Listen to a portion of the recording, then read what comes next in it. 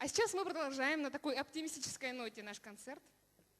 И следующая песня, которую исполнит Фатима Нурлубаева, известна многим. Эту песню поют и в детстве многим, колыбельная своего рода. Песня, которая стала давно любимой для всех. Ее поют и старшее, и взрослое поколение.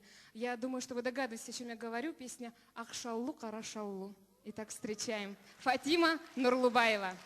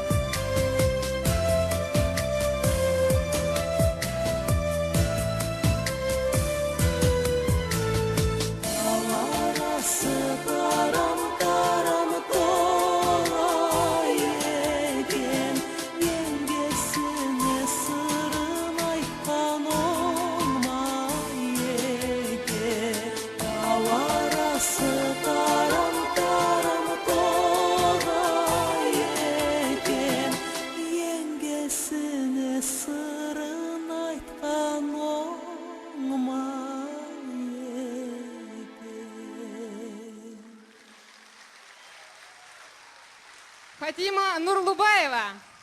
Сау болыңыз.